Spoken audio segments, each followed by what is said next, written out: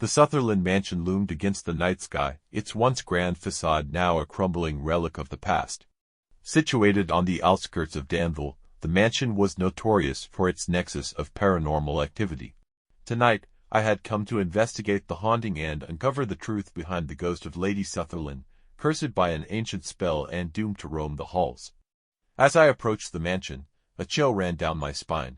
The air was thick with an oppressive silence, broken only by the rustling of leaves and the distant hoot of an owl. I carried a lantern filled with enchanted oil, a rune-inscribed dagger, and a pouch of protective herbs. Around my neck hung a simple wooden talisman, carved with symbols of protection and imbued with ancient magic. Pushing open the heavy oak door, I stepped into the grand foyer. Dust motes danced in the lantern light, and the air was filled with the scent of decay and old wood. The mansion's interior was a labyrinth of dark corridors and forgotten rooms, each filled with echoes of the past. My breath formed misty clouds in the cold air, and I knew Lady Sutherland's presence was near.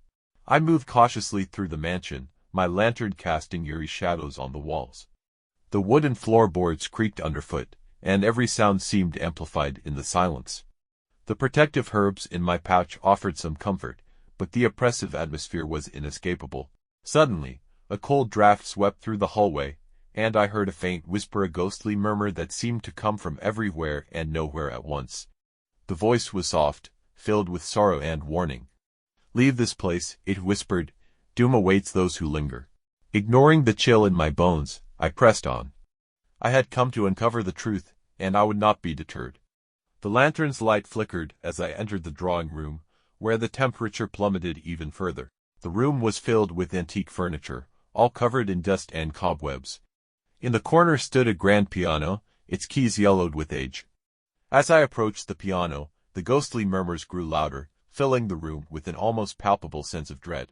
My wooden talisman glowed faintly, its magic working to shield me from the worst of the supernatural energy. I reached out to touch the piano, and the air around me grew colder still. A figure materialized before me, a spectral woman in an elegant gown, her face etched with sorrow. It was Lady Sutherlin, her ghostly form shimmering in the lantern light. Her eyes were filled with an ancient sadness, and her voice echoed with the weight of her curse. "Why have you come?" she asked, her voice a haunting melody.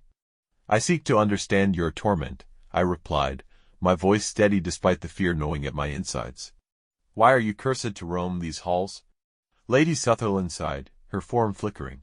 "I was betrayed by those I trusted," she said. "An ancient spell cast upon me by a jealous rival. I am bound to this place, my soul unable to find peace." "How can the curse be broken?" I asked, determined to help. "You must find the source of the spell," she replied. "An artifact hidden within these walls. Destroy it, and I shall be free." With a nod, I began my search, using the lantern's enchanted light to guide me. The ghostly murmurs followed me, a constant reminder of the danger I faced. I moved through the mansion, checking every room and hidden nook, the oppressive atmosphere growing heavier with each passing moment. After what felt like hours, I discovered a hidden door behind a faded tapestry.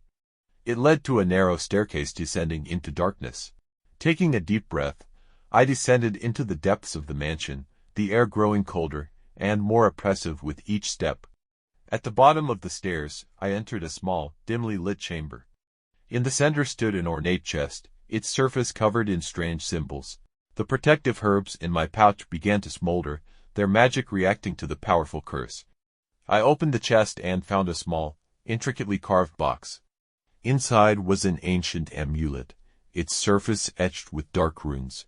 As I lifted the amulet, a wave of malevolent energy surged through the room. The ghostly murmurs became a cacophony of anguished cries, and the walls seemed to close in. My talisman burned hot against my skin, its magic struggling to protect me. With the rune-inscribed dagger in hand, I struck the amulet. A blinding light erupted from the artifact, and a piercing scream filled the air.